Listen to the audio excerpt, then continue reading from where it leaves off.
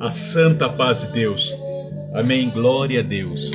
Mais uma vez, caro amigo, caro ouvinte desse canal Tudo Se Fez Novo, estamos aqui para nós meditarmos na luz da palavra. Amém. Ao qual esse canal que o Senhor tem preparado nasceu do coração de Deus para os nossos corações. Estamos aqui nessa tarde maravilhosa para contemplar aquilo que é de mais rico para as nossas vidas. A santa palavra de Deus, esta que tem iluminado as nossas mentes, os nossos corações e tem nos livrado de todo o mal. Amém? E nos preparado também para alcançarmos uma meta, um objetivo. Qual é? Meu caro amigo, meu irmão, minha irmã, qual é esta meta? Alcançar a salvação, a graça. Amém?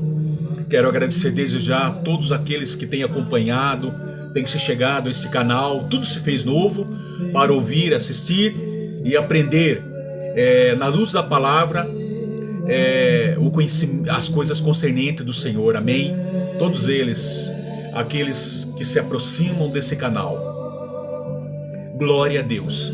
E agradeço mais uma vez essa oportunidade de nós estarmos aqui. Amém?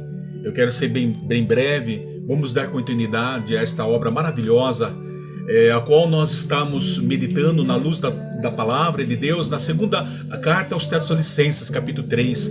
Aprendemos muito, glória a Deus. Estamos falando sobre a igreja, sobre ataque. Falamos sobre o inimigo, o anticristo, o inimigo consumado de Deus e da igreja. Agora nós estamos falando a igreja sobre ataque, tanto ataque exterior como interior, como de fora e como o de dentro.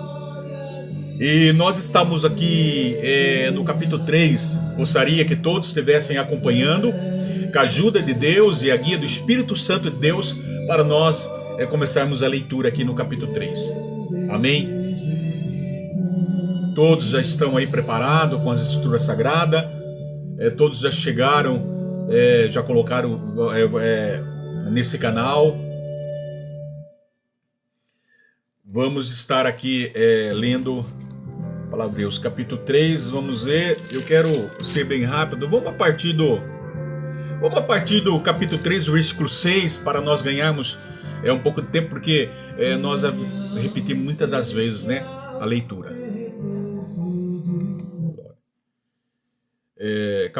versículo 6, capítulo 3, versículo 6. Nós os ordenamos, irmãos, em nome do Senhor Jesus Cristo, que vós aparteis de todo irmão que ande desordenadamente, e não segundo a tradição que de vós recebestes. Pois vós mesmo estáis cientes, de modo porque vós convém imitar-nos, visto que nunca nos portamos desordenadamente entre vós, nem jamais comemos pão à custa de outrem. Pelo contrário, em labor e fadiga, de noite e de dia, trabalhamos a fim de não sermos pesados a nenhum de vós. Não porque não tivéssemos esse direito, mas por termos em vista oferecer-vos exemplos em nós mesmos, para nos imitardes. Porque, quando ainda convosco, vos ordenamos isto: se alguém não quer trabalhar, também não coma.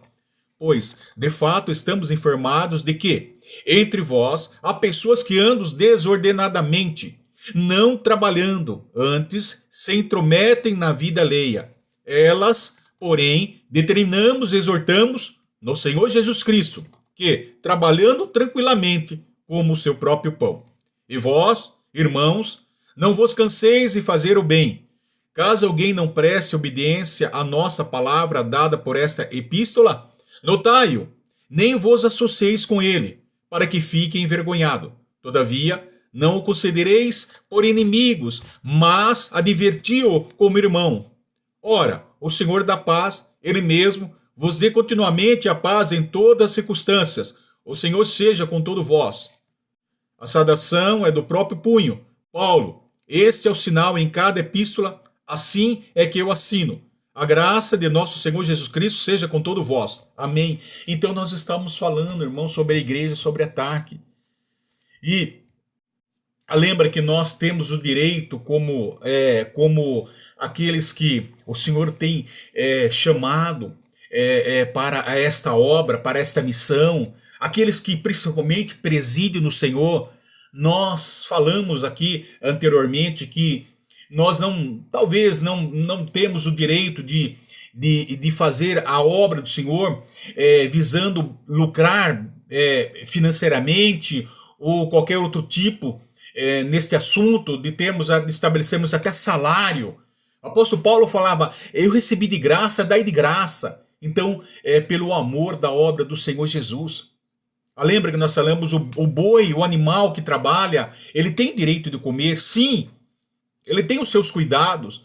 Nós queremos repetir um pouco mais. E Deus quer que os animais de carga sejam compensados sim, pelo trabalho deles. Os animais precisam de cuidado, os animais precisam comer, precisam descansar. Assim também todos aqueles que são ministros do Senhor, meu caro amigo, minha cara amiga, aqueles que presidem no Senhor principalmente, que estão aí, avante, que estão aí, como diz, expandindo o reino de Deus, alcançando almas para o Senhor Jesus Cristo e demonstrando o grande e o poder amor de Deus a toda a humanidade. Não é? Esse escolhido para a obra devem ser honrados, devem ser assistidos, porque fazem por amor a obra. Então o ministério, a igreja, tem o dever de suprir, sim, no que eles necessitam. Ou seja, eles precisam de apoio onde quer que eles necessitam, tanto materialmente, como vestes, como que comer.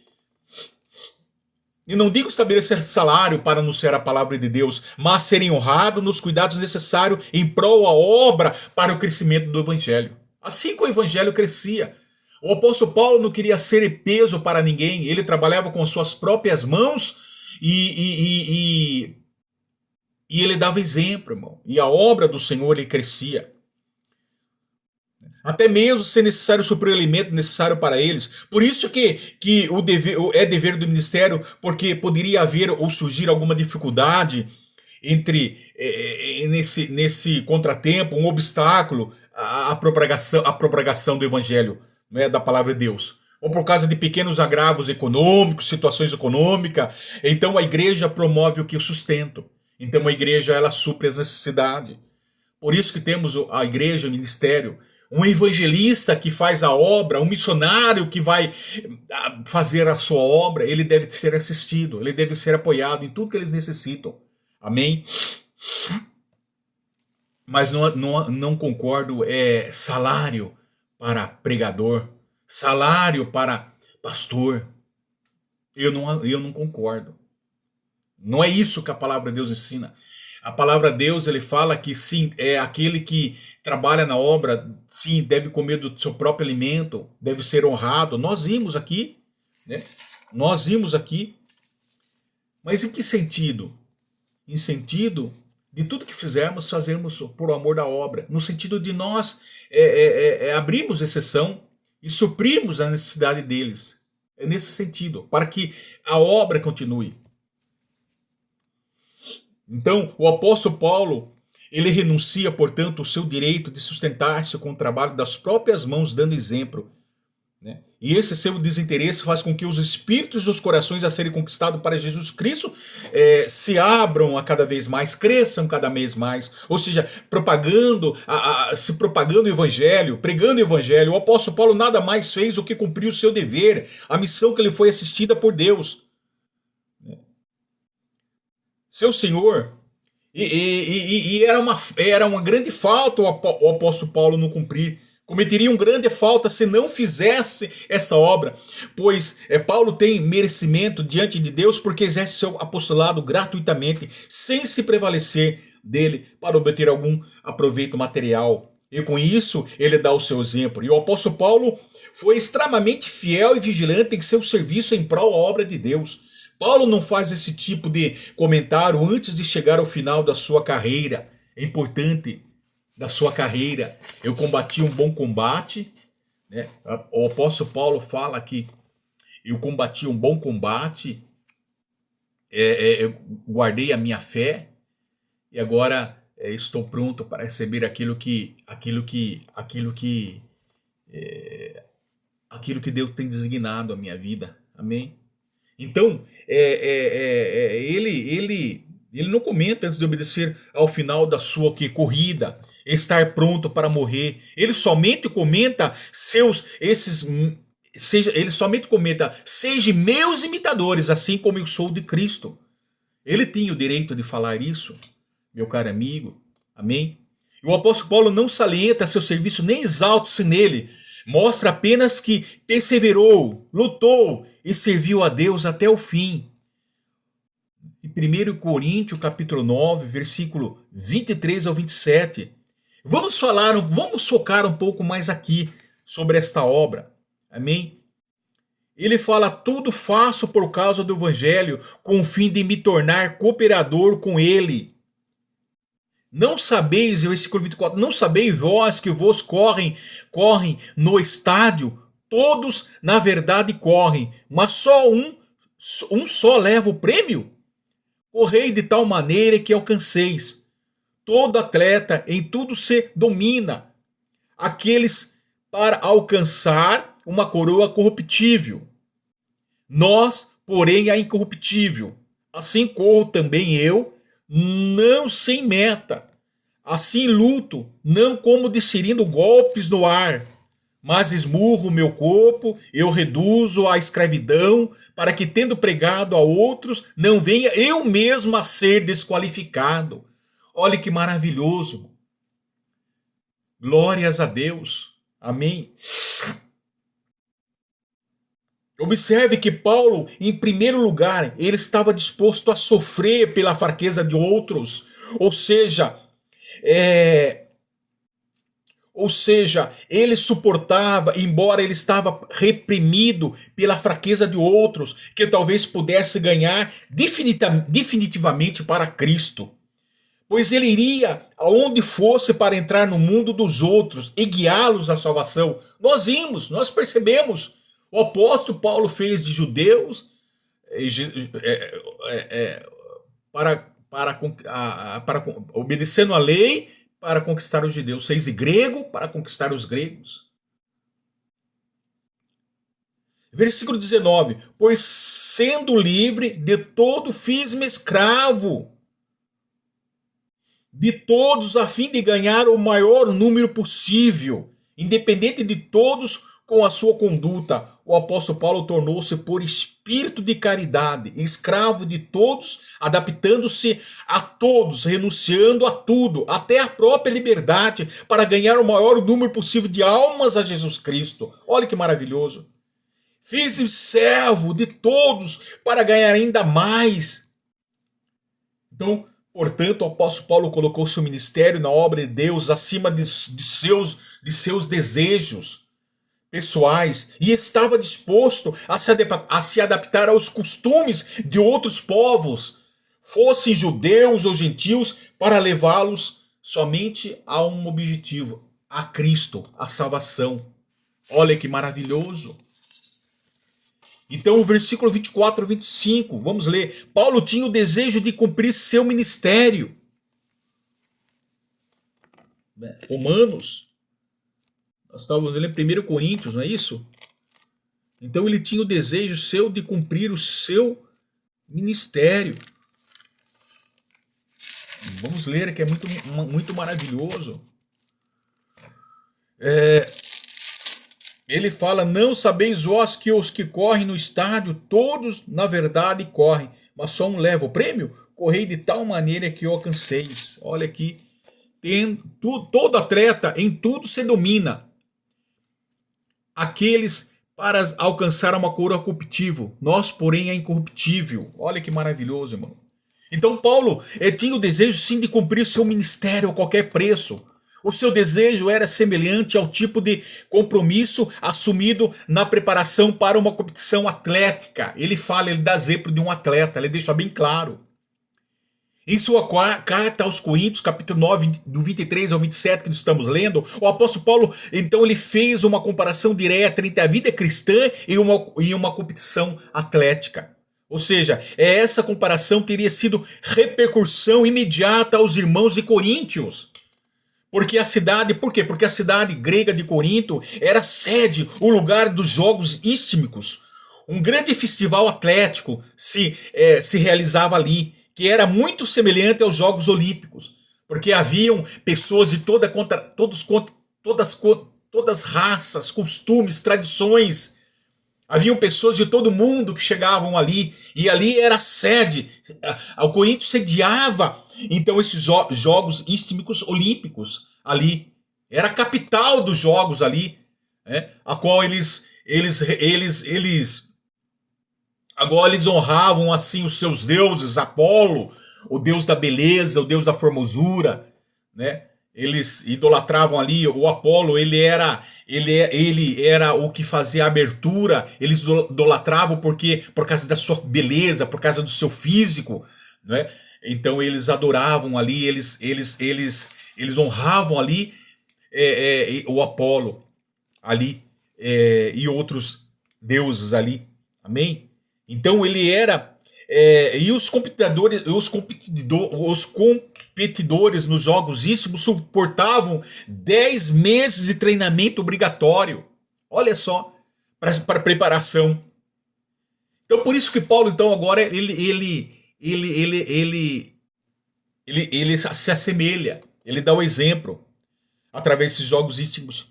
Quem não completasse esse treinamento era proibido de competir na ocasião, pois o destaque dos Jogos Istmicos era uma grande corrida de resistência. E foi essa corrida que Paulo usou como ilustração para descrever a vida cristã fiel. Então, eles se preparavam na labuta, na corrida, no treinamento, era árduo. Eram 10 meses, porque senão eles não poderiam participar, não teriam resistência de participar daquela corrida, no dia da corrida. Então, o apóstolo Paulo exorta aos coríntios a imitarem os atletas, né, que fazem todos os esforços, que fazem todo o treinamento e suportam todos os sacrifícios para conquistar o quê? O prêmio, que era o quê? Que era uma coroa apenas de louro. Era uma grande honra dele. Era uma coroa de louro, de planta, de pinheiro, de louro, nos Jogos Istmicos. Isso que eles alcançavam. A qual bem cedo seca e morre. Ao passo que o prêmio que o Senhor Jesus quer nos oferecer é a coroa do céu, que é imortal, que é incorruptível, pois jamais morre. Isso, olha que maravilhoso. Então, nos Jogos Istmicos, vários atletas competiam por um prêmio. Eles tinham propósito. Só poderia haver um vencedor. E os corredores atleta tinham em mente, uma meta, alcançar a vitória, alcançar o prêmio. Eles procuravam a qualquer custo alcançar o prêmio, a coroa. A coroa que é corruptível. A coroa que não tem sentido, que acaba. Eles faziam de qualquer forma. E eles se esforçavam, treinavam meses e sacrificavam, se preparavam a fim de não se arriscar em perder o prêmio, ou para não serem desclassificados, desaprovados e excluídos da competição, sendo privados do prêmio. Olha o que eles faziam. E da mesma forma, a vida é cristã. Da mesma forma, a vida é cristã. O atleta espiritual, Deus é o nosso treinador. E nós somos atleta espiritual. Oferece oportunidades para que muitas pessoas sejam vencedoras. Assim como atleta. Mas é preciso o quê? Mas é preciso se esforçar. É preciso conquistar. É preciso treinar. E o treinamento é árduo. Você não pode conquistar algo se você não se esforçar em conquistar.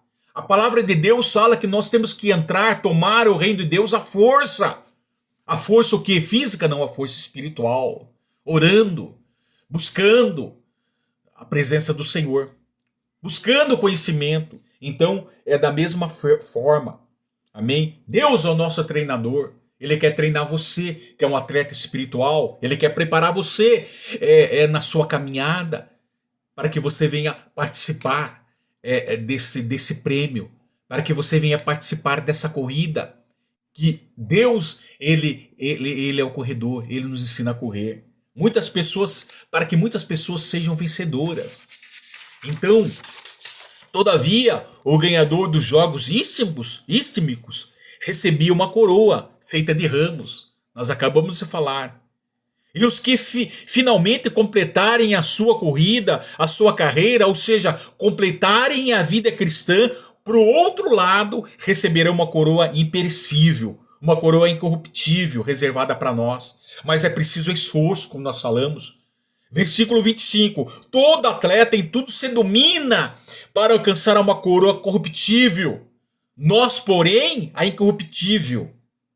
Em outras palavras, todos os que competem nos jogos se submetem a um treinamento rigoroso para obter uma coroa que logo perece, mas nós fazemos para ganhar uma coroa que dura para sempre, que tem sentido na nossa vida. Mas para isso é preciso se esforçar, é preciso suportar todos os sacrifícios para resistir todos os obstáculos à nossa frente.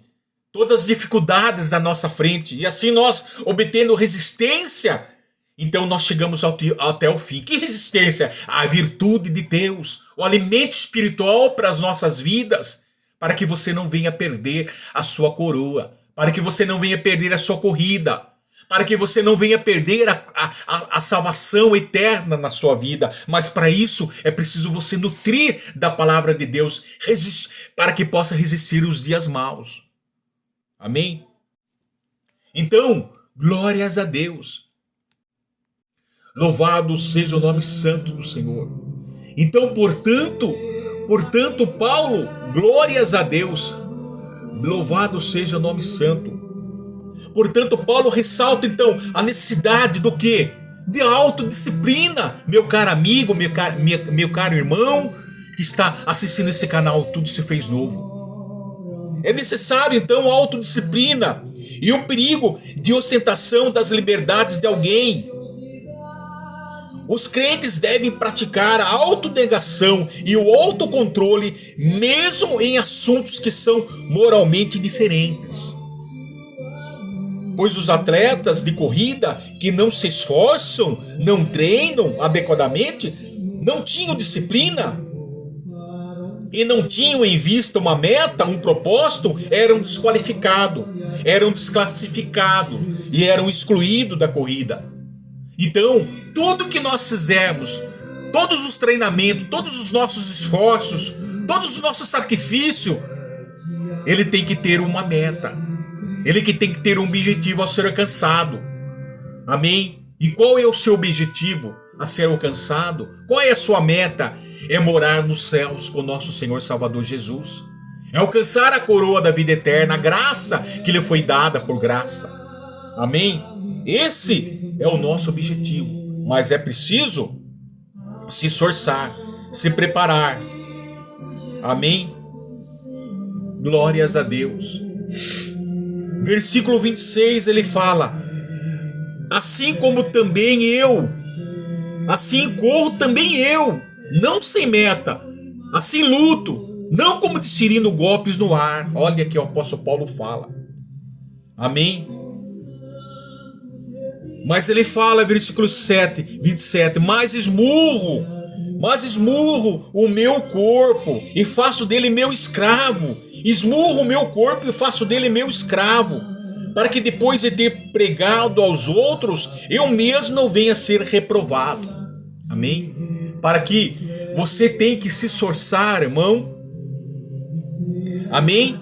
E você tem que se esforçar naquilo que você tem em mente. Você tem um objetivo, você tem a meta, você tem um foco. Amém? E se esforçar. Você sabe o que você quer. Você tem uma decisão firme. Você tem uma meta, você tem um propósito. Você está no caminho certo. Mas para que não venha a ser reprovado, desqualificado. Amém? O apóstolo Paulo, ele não corria e nem se esforçava sem um propósito. Ele tinha um propósito, sem um objetivo. Eu corro não como uma coisa incerta, mas como uma coisa certa, certeira. Eu sei o que eu quero. Eu sei aonde estou focando. Eu sei aonde eu vou, o que eu vou alcançar. através dos meus esforços, através do meu treinamento. Eu sei aonde eu vou chegar. Amém? Então Paulo era o verdadeiro atleta de Cristo. Ele combatia um bom combate como um lutador que fere golpes certeiros e sem piedade aos inimigos. Amém? Vencendo todos os inimigos da sua corrida, vencendo todos os obstáculos da sua corrida, vencendo todas as dificuldades. Ele não dava golpe no ar, ele tinha um alvo e era certeiro o alvo dele. Mas eu esmurro o meu corpo e faço dele meu escravo, ou seja, eu domino o meu corpo. Amém? De que maneira ele se esforçava, ele lutava, ele tinha um objetivo, ele tinha um foco, ele tinha a mente, ele tinha um alvo a conquistar, né? Ele tinha um alvo certeiro, ele sabia o que iria alcançar lá na frente. Mas para isso ele é preciso treinar, para isso é preciso ele nutrir da palavra, se preparar para vencer todas as dificuldades, porque ele não dava o golpe no ar, ele dava o golpe certeiro. Ele sabia o que ele queria, mas ele tinha a autodisciplina do seu corpo. Ele fazia dele, o seu corpo, o seu escravo. Ou seja, ele tinha o autodomínio do seu corpo. Isso é muito importante, meu irmão, meu caro amigo que está nos ouvindo esse vídeo. E ele fala: eu combati um bom combate, eu guardei a minha fé. E agora eu estou esperando aquilo que ele me compete, que está reservado. Amém? Eu tenho domínio, ele tinha o domínio sobre o corpo. Portanto, o apóstolo Paulo tinha um alvo bem definido e sabia que era necessário o quê? Perseverança para alcançá-lo, esforço para alcançá-lo. Mas ele tinha um objetivo, ele tinha uma meta. Ele não corria como quem corria pelas coisas incertas, não. E o alvo dele era certeiro. Mas para que ele pudesse vencer e resistir todos os obstáculos à corrida, ele precisava se nutrir, se preparar. E assim somos nós na palavra de Deus como um bom atleta de Cristo. Amém? Para alcançar, ele tinha um alvo definido e sabia que era necessário perseverança para alcançá-lo. Para se preparar adequadamente para a corrida ou luta, ele sabia que tinha que se esforçar para manter a prática árdua e consistente, necessária para ser bem sucedido. Amém? E alcançar êxito. Então ele estava pronto para alcançar o que era mais rico na vida dele: a salvação da vida eterna. Porquanto ele sabia que ele ia tombar esse tabernáculo de corpo na terra dele, que um dia ia chegar ao fim dele, mas que ele ia alcançar o êxito, o sucesso, alcançar a coroa da vida eterna. Amém? Para isso ele se preparava. Para isso você tem que se preparar para a corrida, né? Para a luta, tem que se esforçar. E é árduo na nossa vida para que você venha obter bom êxito, para que você venha alcançar a corrida, vencer os obstáculos, as dificuldades e alcançar o seu objetivo, terminar a sua corrida, combater um bom combate e guardar a sua fé, igual Paulo ele tinha falado. Então Paulo tinha um alvo claramente definido, como um atleta bem preparado. Sabia que tinha que disciplinar o seu corpo e esforçar-se ao máximo para ter sucesso. Amém? Glórias a Deus. Versículo 27. Mas para que, tendo pregado aos outros, eu mesmo não venha a ser reprovado, desqualificado. Olha.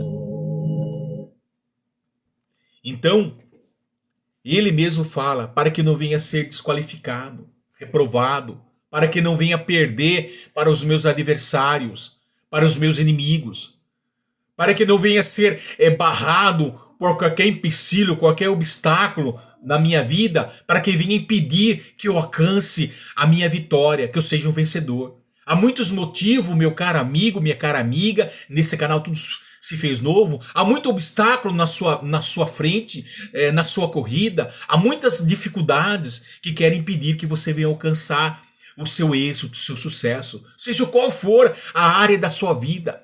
Não estou falando somente que é maiormente a graça e a salvação da nossa vida, a salvação eterna, maiormente isso que Deus ele deseja, mas que você venha a ser bem-sucedido em todas as áreas da sua vida, tanto financeira, tanto material como espiritual, em todas as áreas da sua vida.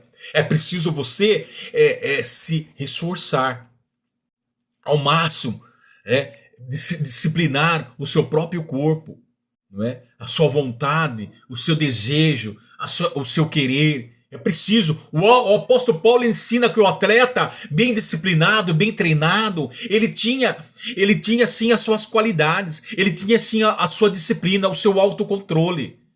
Um atleta, ele se esforçava meses, anos e meses para ser bem preparado, bem treinado, bem resistente, para poder resistir à corrida e alcançar a vitória. Então ele sabia o que era necessário para o corpo dele.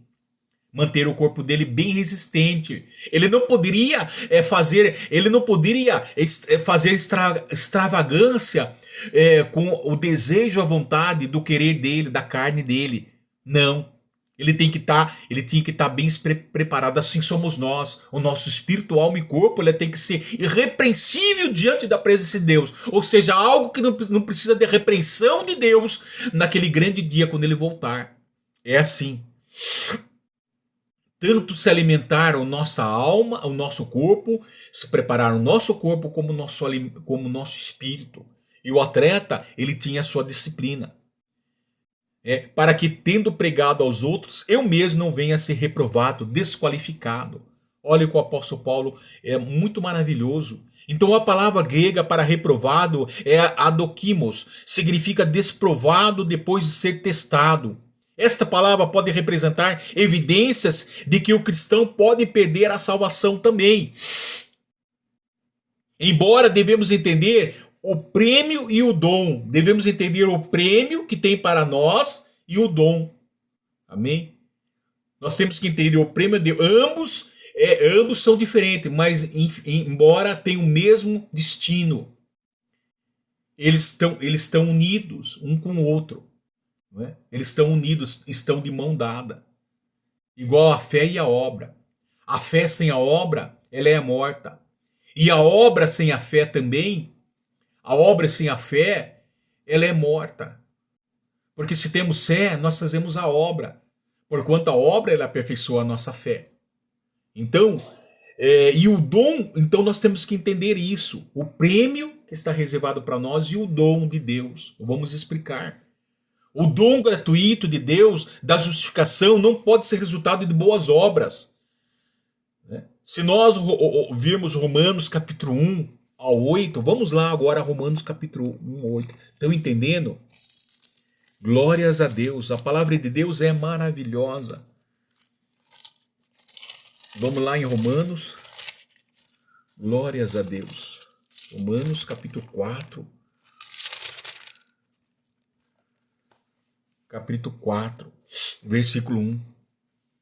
Louvado seja o nome santo. Abraão é justificado pela fé. Que, pois, diremos ter alcançado Abraão, nosso pai, segundo a carne? Porque se Abraão foi justificado por obras, tem que se gloriar, porém não diante de Deus. Então, Abraão não foi justificado pela sua obra. Porque senão ele mesmo poderia se glorificar a si mesmo. Não. Então nós temos que entender que o dom gratuito de Deus vem de Deus. É dom de Deus, a graça, a salvação para as nossas vidas. Porque Abraão foi justificado pela fé, porque creu em Deus e não pelas suas obras. Abraão foi o pai da fé, mostra que a salvação é pela fé e não pelas obras, mas porquanto as obras aperfeiçoam a fé. A salvação inicial de Abraão e o perdão eterno vieram apenas através da fé. Ele creu em Jesus Cristo no Filho de Deus e fez a sua obra. Ele creu que Deus poderia derramar as bênçãos através do filho Isaque. Ele creu que Deus poderia ressuscitar o seu filho Isaque. Mas a salvação inicial de Abraão e o poder eterno vieram apenas através da fé. Mas que mais tarde em sua vida, a evidência da salvação em sua vida aconteceu devido ao quê? Devido às obras. Então as obras mostraram a sua fé, aperfeiçoaram a sua fé. E quem não tem obras não tem fé. A fé sem obras ela é morta, ela tem que ter as suas obras. E as obras sem a fé também ela é morta, porque ela vem evidenciar a nossa fé. Evidência da salvação a vida aconteceu devido às suas obras. No entanto, o prêmio ou a coroa é a recompensa pela persistência e pelo sofrimento pela causa de Cristo. Então, no entanto, o prêmio ou a coroa é a recompensa